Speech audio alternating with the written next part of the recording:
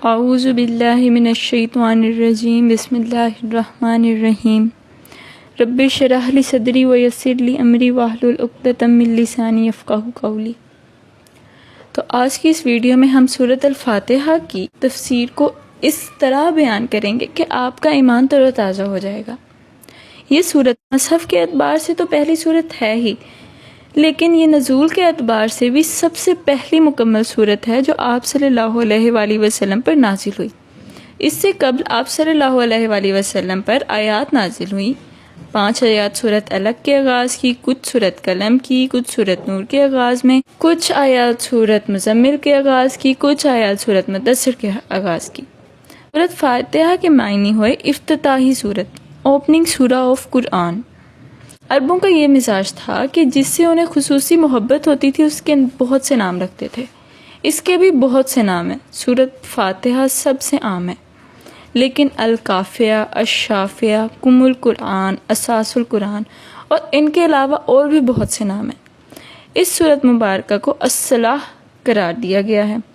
حضور صلی اللہ علیہ وآلہ وسلم نے اپنی ایک حدیث میں فرمایا، جو شخص سورت فاتحہ کی تلاوت نہیں کرتا اس کی کوئی نماز نہیں، اور اس بارے میں تو ہم سبھی جانتے ہیں۔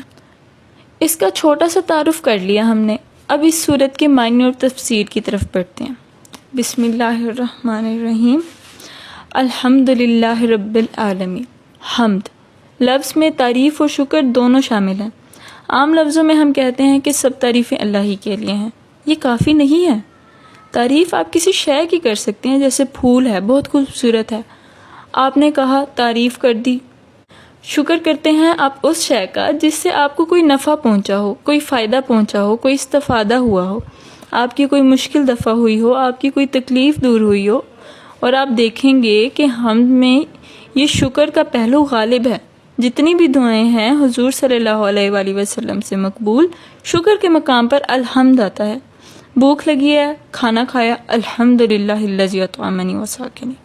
اب یہاں دیکھیں، ترجمہ تعریف نہیں، شکر ہے اس اللہ کا جس نے مجھے کھلایا۔ آپ بیت الخلاء سے باہر آئے، نجاست آپ سے دور ہو گئی، طبیعت میں اشرا ہوا، الحمدللہ ذی اذھب عنی اذی وعافنی۔ شکر ہے اس اللہ کا جس نے اذیت مجھ سے دور کر دی اور مجھے عافیت بخشی۔ تو یہ الحمدللہ رب العالمین اللہ تعالیٰ کا حسن و کمال ہے، اور حسن و جمال اپنی جگہ بھی اس انتہا کا ہے کہ جتنی تعریف اس کا حق ہے ہم نہیں کر سکتے، لیکن اس کے احسانات اور انعامات اتنے ہیں کہ ہم ان کو گن بھی نہیں سکتے۔ لہٰذا ایک ہی ساتھ ہم نے کر دیا، الف اور لام کے ساتھ، الحمدللہ رب العالمین۔ تمام تعریفیں اور شکر اللہ ہی کے لیے ہے جو تمام جہانوں کا مالک ہے۔ الرحمن الرحیم، رحمان ہے اور رحیم ہے۔ مالک یوم الدین۔ اب دین عربی زبان میں بدلے کو کہتے ہیں، تو بدلے کا ایک دن ہے جس دن فیصلہ ہوگا کہ کون کیا کما کر لایا ہے، اسے کیا بدلہ ملنا چاہیے، آئے اس کا برائیوں کا پڑلا بھاری ہے کہ اسے سزا ملنی چاہیے، اس کے احسانات یا نیکیوں کا پڑلا بھاری ہے کہ اسے جزا ملنی چاہیے۔ وہ ایک دن جسے ہم یوم القیامہ کہتے ہیں، لیکن اصل بات جو اس آیت میں کہی گئی ہے وہ 3 باتوں کا اعتراف کری ہے۔ ایک دن آئے گا کہ ہم سب مرنے کے بعد تمام انسان اٹھا لیے جائیں گے، پھر حساب کتاب ہوگا، اور تیسری یہ کہ حساب کتاب کے دن مختار مطلق اللہ ہے۔ یہاں تک کسی آیت میں اللہ سے خطاب نہیں آ رہا، اب یہاں اللہ سے خطاب آتا ہے، ایاک نعبد و ایاک نستعین۔ ہم صرف تیری ہی بندگی کرتے ہیں اور کریں گے، اور صرف تجھی سے مانگتے ہیں اور مانگیں گے۔ یہ اللہ اور انسان کے درمیان ایک عہد ہے کہ ہم تیری ہی بندگی کرتے ہیں اور ہمیشہ کریں گے۔ اہدنا الصراط المستقیم۔ یہ مقام وہ آ گیا کہ یہاں تک تو ہے کہ پروردگار ہم پہنچ گئے ہیں تیرے فضل سے، تیرے کرم سے۔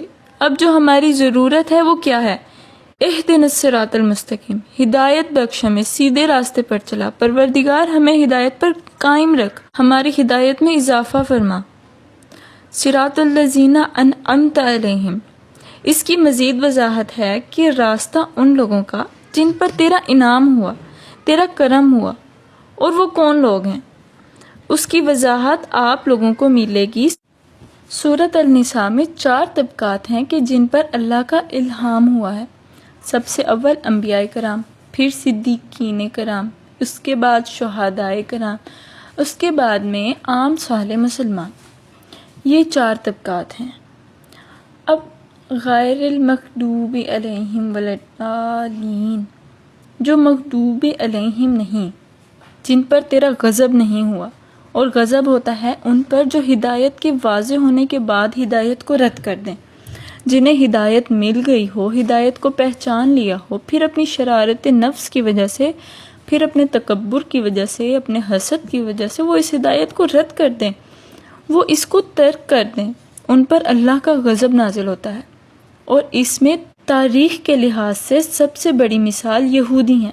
اللہ نے انہیں ہدایت دی، کتابیں عطا کی، تورات، انجیل، زبور، 1400 برس تک سینکڑوں نبی ان میں ماموس کیے۔ ابتدا میں بھی 2 نبی، موسیٰ اور ہارون، اور اختتام پر بھی 2 نبی، عیسیٰ اور یحییٰ، اور ان کے مابین کوئی لمحہ نہیں آیا تاریخ بنی اسرائیل میں کہ کوئی نبی موجود نہ ہو، لیکن انہوں نے اپنے شرارت نفس کی وجہ سے ہدایت تورات سے بھی منہ موڑا، اور پھر سب سے بڑی بات یہ کہ ہدایت محمدی صلی اللہ علیہ وآلہ وسلم سے، ہدایت قرآنی سے بھی منہ موڑا۔